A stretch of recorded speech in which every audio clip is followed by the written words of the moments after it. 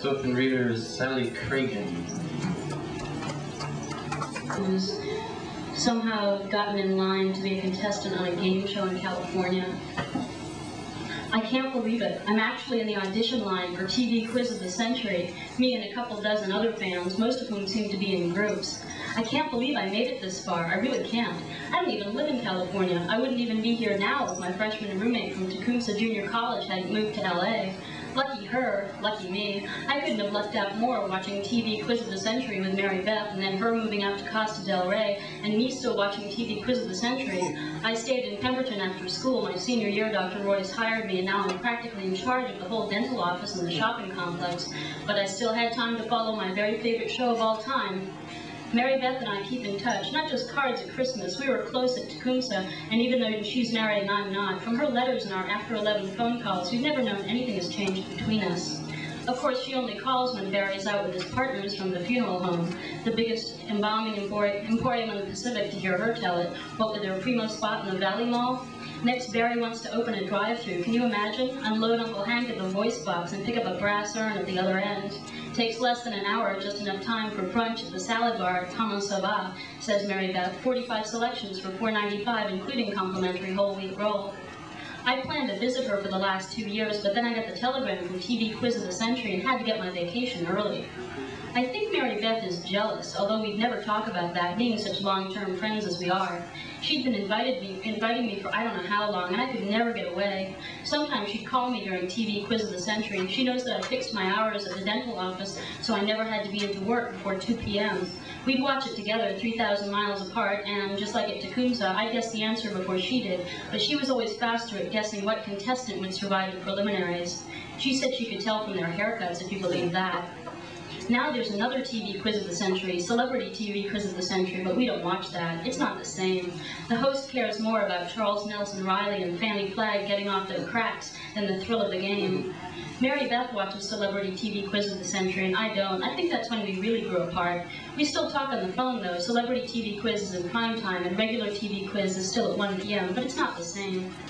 So I keep up with regular TV Quiz of the Century, and Mary Beth took up aerobics after Barry made that killing on the funeral mall. She doesn't have to work, she tells me, but Barry insists, and after all, didn't we grind through Tecumseh together? Now Mary Beth is working on her career. She's an instructor at Body Health, but that's only 15 hours a week, while I still put in 45 hours a week at Dr. Royce's office. I sent in postcards to TV Quiz of the Century all summer, and when they called me, the first person I had to tell, even before my mother, was Mary Beth. Boy, was she excited. Now you can stay with us, she said, sounding so keyed up on the phone I thought she was going to break down. When I told her that the TV Quiz of the Century people had said that contestants get free rooms at the Frisia Terraces, she sounded like she'd cry, so I called back TV Quiz of the Century and told them I had other arrangements, because I did. They were pretty nice about that, but they still didn't let Mary Beth wait in the contestants line with me today. She's in the studio audience wearing so much eyeliner she'll probably break the camera. She's also wearing this bright green bodysuit with Body Health in big letters on the outside of both thighs, but they still let her in. Just before the nice game hostess, Mickey, brought me back here, Mary Beth gave me a big hug and kiss. "You'll flatten them, kid, you know it," she said. Her voice was shaky and her mascara was starting to run, but if Mary Beth's excited, she doesn't notice stuff like that. It could have been embarrassing, we were holding up the line and all, but Mary Beth gave me a big thumbs up and I felt a lot better about everything.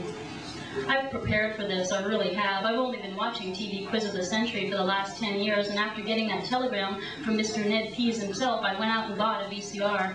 I picked up extra hours from Dr. Royce to pay for it, but I could tape every show and memorized everything from the way winning contestants hugged Ned to how the music changed on the jackpot question.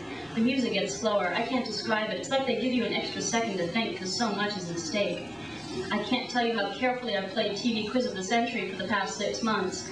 Every night when I come home from Dr. Royce's office, I change out of my smock, put on my fleecy bathrobe, put a Weight Watchers in the toaster oven, I need a microwave, that's what I want next, and then rewind the show and watch. My VCR has a remote control, so I can play back the hard parts over and over. TV Quiz of the Century is kind of like Jeopardy, only all the questions have to do with TV. You don't even have to have stuff like geography or Greek history memorized. They ask you when I Love Lucy went off the air and what was the name of Ralph Cramden's lodge from The Honeymooners.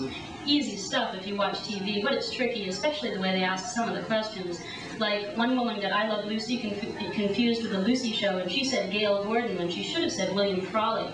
The question was, who is the best-loved Lucy's sincerest antagonist with a receding hairline? I was yelling, Frawley, William Frawley, at the screen, but the contestant was too nervous and blew it. Ever since I got the VCR, I haven't missed an episode. My answers are always right. It's easy to study to be a contestant this way. All you need is some unwinding time at the end of the day. Like, you'll be surprised to hear that I never watch soap operas. I don't have to. TV Quiz of the Century doesn't cover that. I think there's a show now, daytime drama TV Quiz of the Century, about the soaps, but I don't watch that. I wouldn't waste my time. So here I am, waiting in line. They're nice here. There's a reception room with coffee in Danish, and when I told Mickey I was from Lakeport and went to Tecumseh, she was all sweet and told me that her second cousin went there.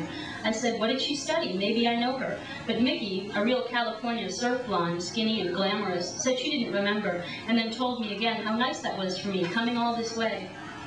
You bet that's nice. You bet I'd come all this way, and not just for Mary Beth when Barry's off in Tahoe, making deals with the dead, Mary Beth jokes. I want to win this show. I'm waiting in line with my dry clean change of clothes, all crisp in the dressing room. They told us to bring at least 3 changes of clothes, a count of taping 5 shows a day, and, as they said, winners can't be in the same outfit twice. I skipped on the complimentary coffee because I'm too keyed up already. I've been waiting for this moment all my life. I'll tell you something, it was nice of Mary Beth to put me out, but I'm glad she's in the studio audience now. I'm glad the guy in front of me is having such a hard time saying goodbye to his wife, and the girl in front of him can't let go of her boyfriend.